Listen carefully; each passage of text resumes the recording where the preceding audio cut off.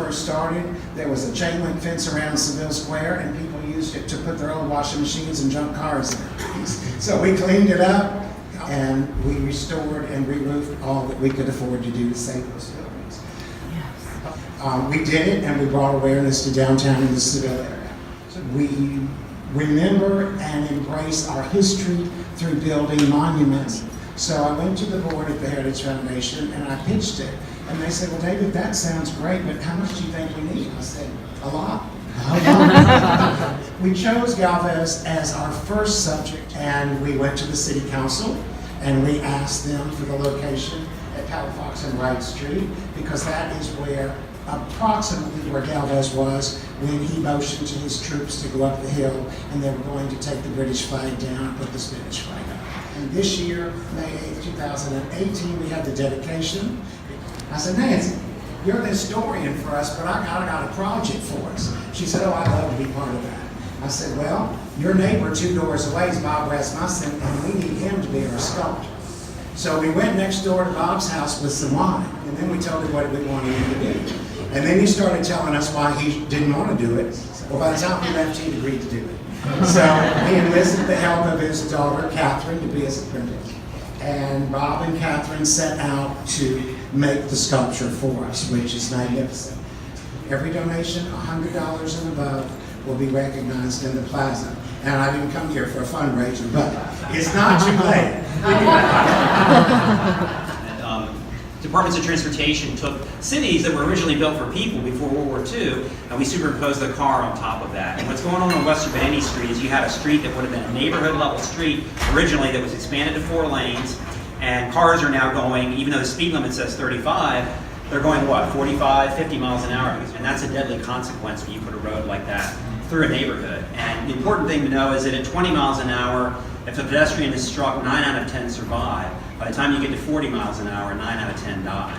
It's going on all across America as people are reclaiming these streets back from cars going too fast. We've already done it on Main Street. We went from 4 lanes to 2 in front of Maritime Park. You wouldn't be able to get in the ballpark. You wouldn't be able to go to ball games if it was the condition it was 10 years ago. I did a petition inspired by Teresa Hill. A few weeks ago, we got 330 signatures. We'll be presenting to the DOT and the county and the city for some short-term improvements, while the long-term improvements take millions of dollars in a few more years. So I did see that speed trailers, which is one of our immediate things, did get put out this week. I saw the picture in the News Journal on a Monday. So I think that will have some immediate effect. We propose some restriping and lowering the speed limit, going ahead and lowering it to 30, and some other short-term measures. So that's before the Transportation Planning Organization right now. They endorsed our entire petition, but they didn't provide any money yet. So we're going to go back at the next meeting and say, you got to put some money in the budget. We got to do this, but at least some little short-term things are happening. The lighting as well. But the lighting doesn't stop the speed. Speed is what kills. Lighting is good, but speed is what kills. We have a tremendous opportunity to reclaim that corridor, to create a safer, healthier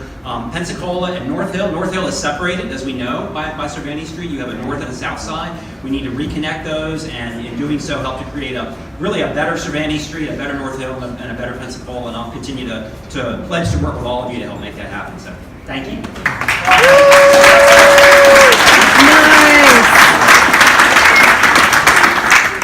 Does everyone have something to drink in their glass? Because I think we need to acknowledge someone who's not here tonight, but he is here tonight in spirit.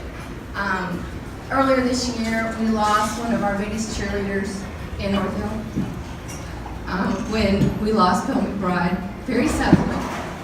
And I know he's with us. I know he will always be with us, and he will always be cheering for North Hill and wishing us well. And he will always be with Kathleen. So if we could please, let's all raise a glass to Bill McBride. Here, here. Thank you.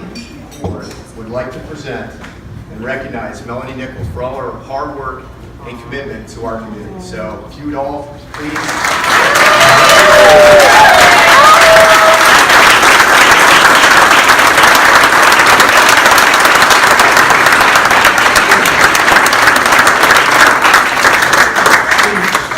Are beautiful. Thank you so much. At the end of the day, when we're in the park and we're having an event and all of your children are playing with each other and they're laughing and they're running around and they're watching movies and they're wearing their glow sticks and they're having a great time, you know, that's what we do this for. And while they're playing and having a good time, we are all playing and having a good time and getting to visit with each other. There's no other neighborhood in Pensacola who has what we have. And with that, I would like to honor someone. Tonight is our Founders Day. I'd like to honor Margery Hargreaves. Ted, I'm so glad you're here. We love your mother. She embodies everything that's beautiful and graceful and elegant about North Hill. And thank you so much. It means a great deal to be a North Hill resident and to see all the new people. And I love my house. I love the neighborhood. Thank you very much. Armini, thank you for coming out tonight, and I enjoyed it. I hope you had a great time too, and we'll see you again next year. Thank you.